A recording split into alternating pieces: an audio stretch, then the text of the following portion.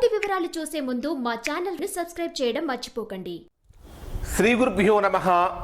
శ్రీ మహాసరస్వత్యై నమః. ఓం నమః శివాయ.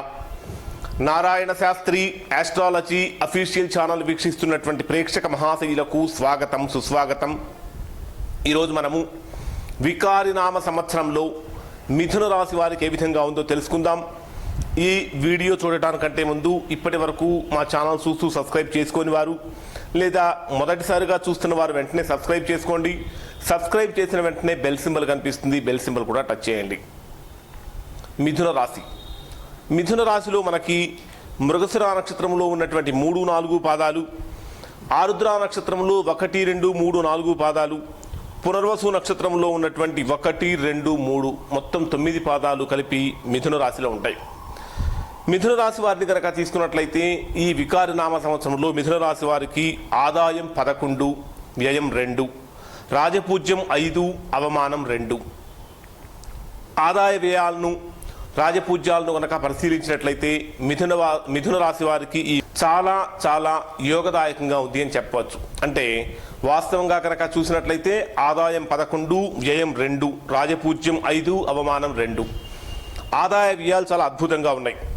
ఈ సంవత్సరం అంతా కూడా ఈ మిథున రాశిలో జన్మించినటువంటి వారు విజయ భేరి మోగిస్తారు.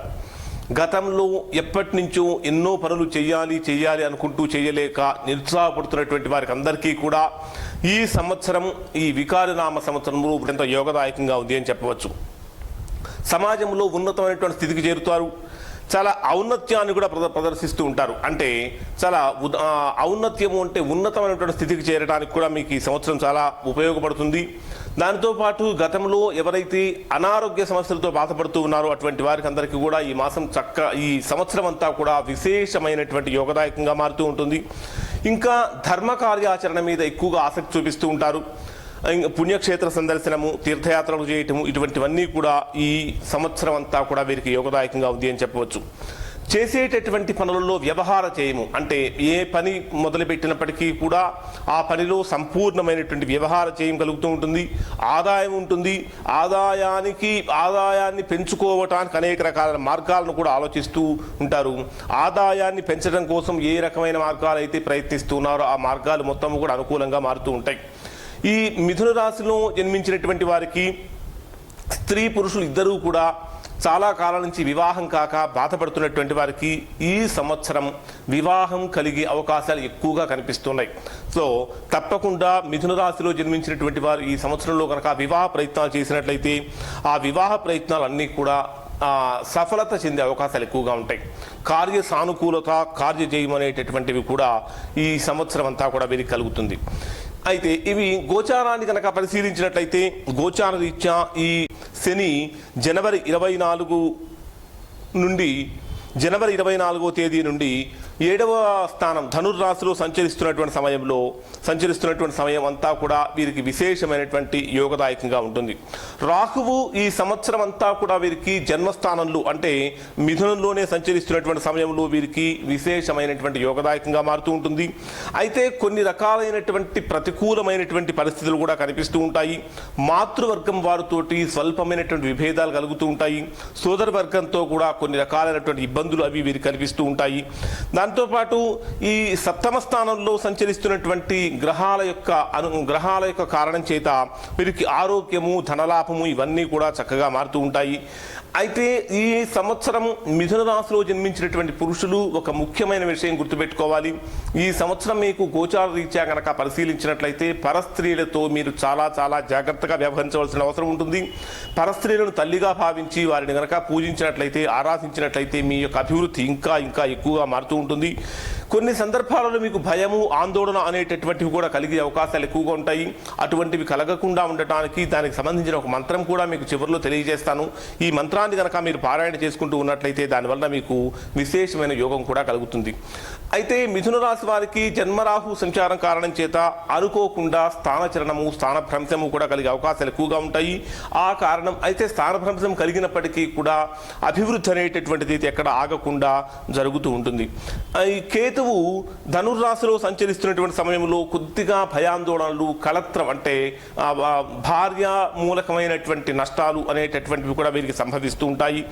మొత్తం మీద కనుక చూసినట్లయితే ఈ మిథున రాశిలో జన్మించినటువంటి వారికి అనేకమైనటువంటి శుభ ఫలితాలతో పాటు స్వల్పమైనటువంటి ప్రతికూలమైన ఫలితాలు కూడా వీరికి కనిపిస్తూ ఉన్నాయి. వాస్తవంగా కనుక చూసినట్లయితే ప్రారంభం నుంచి ఈ రాశి వారికి అనుకూలమైనటువంటి అంశాలు ఎక్కువగా కనిపిస్తూ ఉంటాయి. సమాజంలో మీకు గొప్ప ఉన్నతమైనటువంటి స్థితికి చేరడానికి ఈ సంవత్సరం ఎంతగానో ఉపయోగపడుతుంది. ఈ సంవత్సరంలో మీరు వేసేటటువంటి ప్రతి అడుగు కూడా విజయం వైపే మలుతూ ఉంటుంది. కాబట్టి చేసేటటువంటి పని కొద్దిగా శ్రద్ధతోటి కనుక చేసినట్లయితే ఇంకా ఎక్కువగా మీరు విజయాన్ని అందుకోవడానికి అవకాశాలు కనిపిస్తూ ఉంటాయి. ఈ రోజు జన్మించినటువంటి రాజకీయ నాయకులను కనుక తీసుకున్నట్లయితే ఈ రాజకీయ నాయకులకు పర్వాలేదు అనిపిస్తుంటుంది. ప్రజలలో మీకు విపరీతమైనటువంటి గౌరవం కనిపిస్తూ ఉంటుంది. ప్రజల నుంచి అండదండలు కూడా కనిపిస్తూ ఉంటాయి. అయినప్పటికీ కూడా అధిష్టాన వర్గం నుంచి మాత్రము కొద్దిగా ప్రతికూలతలు అనేటటువంటివి కలుగుతూ ఉంటాయి. ఇక ప్రభుత్వ ఉద్యోగస్తులు కనుక తీసుకున్నట్లయితే ఈ సంవత్సరం అంతా కూడా వీరికి మిశ్రమమైనటువంటి ఫలితాలు కనిపిస్తూ ఉంటాయి. అయినప్పటికీ కూడా ప్రభుత్వ ఉద్యోగస్తులకు పై అధికారుల యొక్క అండదండలు కూడా కనిపిస్తూ ఉంటాయి. కోరుకున్నటువంటి చోటికి ప్రమోషన్స్తో కూడినటువంటి బదిలీలు, ట్రాన్స్ఫర్లు కూడా మీకు కలిగే అవకాశాలు ఎక్కువగా కనిపిస్తున్నాయి. దానితో పాటు కళాకారులను కనుక తీసుకున్నట్లయితే అంటే టీవీ, సినిమా రంగంలో ఉన్నటువంటి నటీనటులకు, కళాకారులకు, డైరెక్టర్స్కు, ఫోటోగ్రాఫర్స్కు వీళ్ళందరికీ కూడా విపరీతమైనటువంటి అనుకూలమైన సమయం అని చెప్పొచ్చు. చక్కగా మీకు అవకాశాలు అనేటటువంటి ఈ సంవత్సరం అంతా కూడా పరిపూర్ణంగా మీకు కనిపిస్తూ ఉంటాయి. వ్యవసాయదారులను కనుక తీసుకున్నట్లయితే వ్యవసాయదారులకు ఈ సంవత్సరంలో మొదటి పంట బాగా లాభిస్తుంది. రెండవ పంట విషయంలో కొద్దిగా ఇబ్బందులు ఎదుర్కొనే అవకాశం ఉంటుంది. గతంలో చేసిన రుణబాధలు ఈ సంవత్సరం కూడా ఎక్కువగా పీడించబడుతూ ఉంటాయి.